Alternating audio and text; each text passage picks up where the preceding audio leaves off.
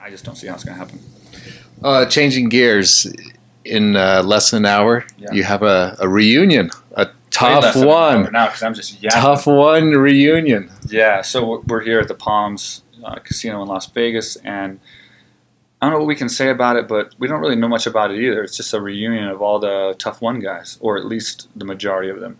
I don't know for sure who all is going to show up. Are the coaches coming? I think so.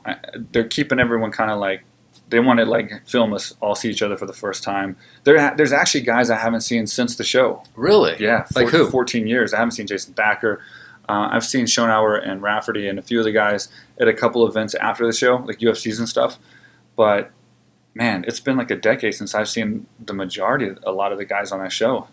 So it's going to be interesting to see these guys, and and then some of them I've seen a lot, like Forrest and Kenny and these other guys that are still around and doing something that has to do with their sport and UFC and stuff. Well, going back to, at this time, this is, the UFC was at a teetering spot whether it's going to continue on as a sport as well as the UFC.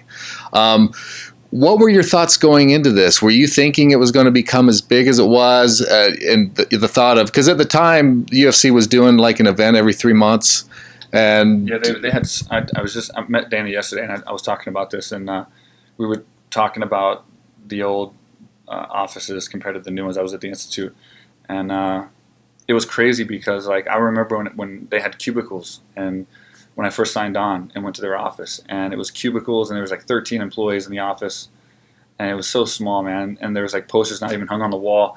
So they're just leaning on the wall, like, we'll hang them up later. You know what I mean? Like, and you see the Institute now, like the UFC. It's beautiful. It's like going into Google or Facebook or something, but like times 5, but all fighting. It's like it's one of the craziest things I've ever seen, man. And like, I'm proud of like where the sport has gotten and where it's at, and I'm happy to be a part of it with Tough One. They credit Tough One as being kind of like a huge factor of what's changed the UFC and the sport and brought it kind of mainstream. So it's cool. I feel like I have a little part of that, and we'll get to see the guys tonight and hopefully have a good What were your feelings when you were going into the house? I mean, did you know as much? Were you thinking, I'm going to get into the UFC after this? This is the beginning of... Yeah, sorry for not answering your question. I was like yapping sometimes. So, yeah, no one thought it was going to work, for sure, all of us. Nothing that tried to make the sport mainstream before ever worked. Nothing. So you and the guys going in thought the show would be a flop? Yeah. We thought, like, if it made it on the air, it may make 1 or 2 episodes and then it's gone. Wow. So we didn't care. So it wasn't like a big deal. We weren't all like self-conscious walking around like caring what the camera saw. Like we were like, no one's going to see this anyway. We knew though that we signed contracts that said if we win the show, we would get in the UFC. And if we didn't win the show, we still could possibly get in the UFC. And that's what we wanted. And we were all fighters. There was a lot, season 1, the majority of all the guys were real fighters that had a lot of fights. Yeah. And they were 100% professional athletes. Yeah, they were going to be, take this as high as they could. So we were all trying to just be in the UFC. So I just wanted to do as good as I could, get in the UFC, and if the show failed, and then I would just fight in the UFC and still do what I wanted to do. I wasn't trying to be some TV star or nothing like that. I didn't even think about it, to be honest. What was looking back? What was one of the most, your favorite time of being on the show? What was it that you liked about it? Oof. I liked the finale when I knocked out Gideon and Ray and won, and then got my UFC contract. So the finale, I guess you can still consider the show. But how about the making of the sausage? Getting to that point. The making of the show. It's hard to pick a favorite moment. I mean, I guess when you first got there and like we're living in a mansion and you got like a nice pool and you're on TV and you're training with Randy Couture and Chuck Liddell. I mean, there's so many things that like it's like a conglomerate of things that was great all at the same time. And we were just so happy to be there. We weren't like the later guys that were like, this sucks. We don't have cell phones. We don't have internet. We're playing chess and cars like prison, but it's like we're living in a mansion. And like they were throwing alcohol at us and like food. It was great. It was like, I mean, I didn't, and a lot of us didn't drink and get crazy, but man, it was a great experience. I mean, you're in you're on a TV show, possibly you're in a house that's a great house with a lot of cool people that are like you, cohesive, hardworking people to feed off of. You're training with Randy and Chuck every day. You're at the UFC training center. You're making a name for yourself and showing how your work ethic is to get in the UFC.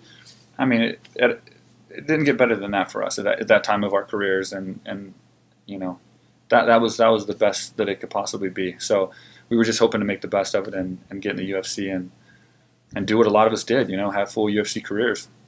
What are your thoughts about going tonight and seeing some of these guys you haven't seen for a long time? I'm excited, man.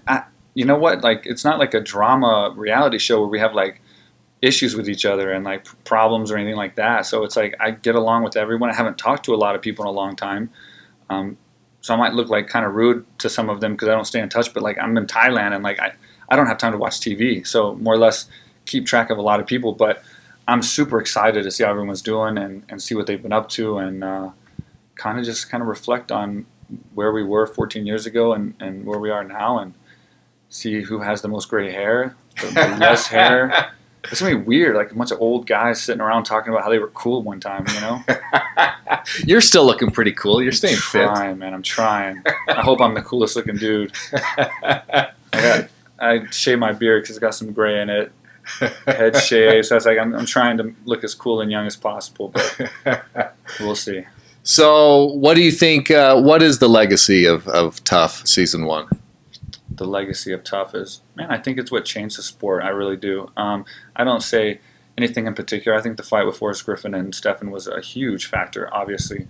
But I think the fact that everyone that was on that show took part in it in some way, and we put together what collectively became a hit show on Spike TV, which got a lot of attention, and it got a lot of eyes and a lot of ears from people who would normally not watch something like UFC. So I think we turned a lot of heads, and we got a lot of people into the sport that then got a lot more people into the sport, and it just kind of was a domino effect. So not to sound like we're the greatest thing in the world, but I think we definitely was a big part of the growth of the sport and the UFC. So I'm super humbled and proud to be a part of it and be a part of the show. Though I didn't do a whole lot of like drama or I didn't do much exciting stuff on the show, but I'm just happy to be a part of it. Now probably the most memorable part of that show obviously is the urinating of the bed by Chris Leoben. When that happened, were you really surprised? You have a house full of fighters, alcohol, and what were your thoughts of like, boy, is this going to get on TV? What's the impact of this?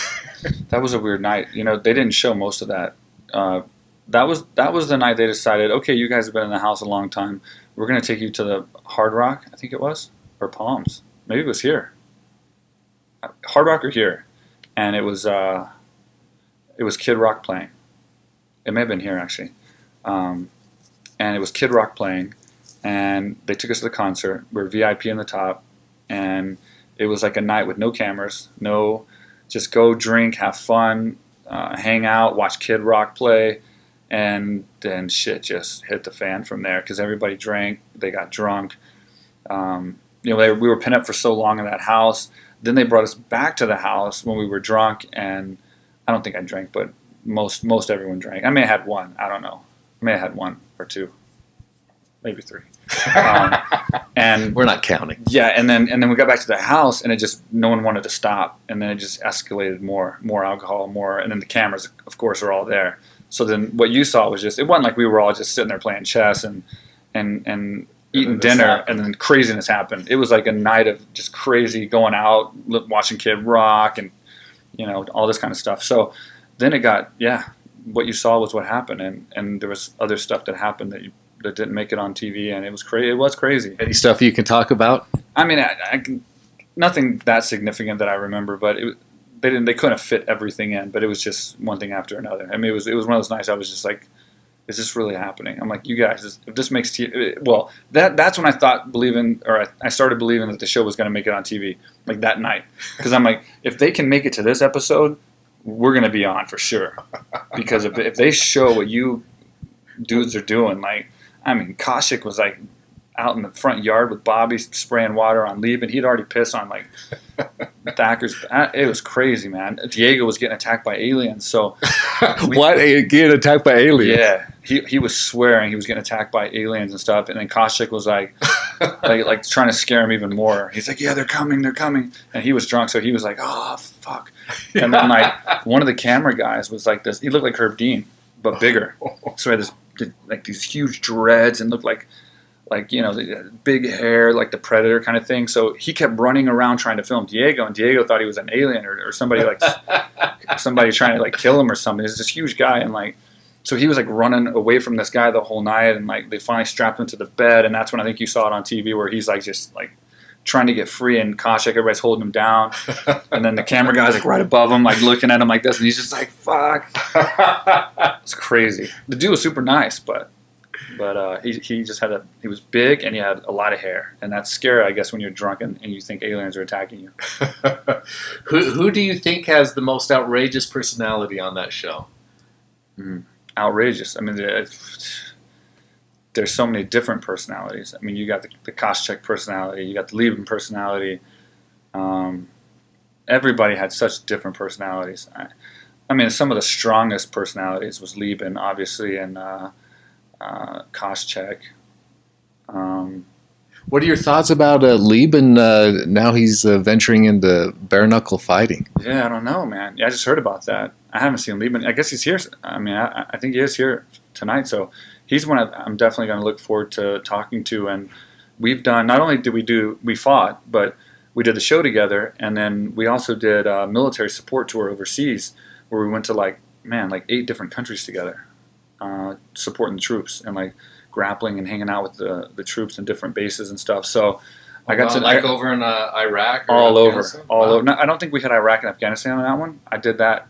I did 2 tours in Iraq and 1 tour in Afghanistan, but I think that was with other groups. I've done like 20 overseas tours with USO and AFE, but on this one we did like a lot at one time. We went through Europe and a little bit in the Middle East, and I got to know him a lot better than like we were with each other every day. So he's got a tough story growing up and stuff like that. So he's making the most of it, and I look forward to hearing from him and talking to him and asking him about this bare knuckle fight that he's. I'll tell you from experience, if he hits Baroni, I guess that's who he's fighting. With that punch, and Baroni punches hard too. Yeah. So I mean, like both of those guys hit hard. But I know from experience that Leoben, if he hits Baroni with the punch, it's going to be over for sure. That guy hits like a Mack truck. He's the hardest I've ever been hit. What are you looking most forward to tonight? Everything. I think just dinner and seeing how I'm looking forward to seeing how everyone's acting. What changed? Like I knew how they were and the personalities back then. I'm curious how everyone is now, how their personalities are, who they've become, what they're doing. So I'm a people person. I love just watching people and stuff like that. So it's going to be cool just to kind of like talk during dinner and see what who's going to carry on the conversations and who's going to be the highlight of the night, and what's going to happen. And if there's alcohol involved, for sure, not everybody's an old man. You know what I mean? Well, awesome, Mike. I know you got to get going. You don't have too much time. We appreciate your time taking with MMA Weekly, and hopefully we'll be able to catch up with you maybe tomorrow to catch up on what happened tonight. Yeah, probably not. But I appreciate it, and I love you guys. I've been doing stuff with MMA Weekly for a long time, years, my whole career. So thanks for having me, and I want to say hi to the fans out there that still know me. I'm Mike Swick. I used to fight in UFC. I won some fights. I won like 10 of them. So he's the man. Keep tuned, and we will keep them abreast of your new production company. You got some stuff to share coming up. Love your vocabulary, sir. Breasts. Abreast. He'll keep you abreast. Abreast. All right.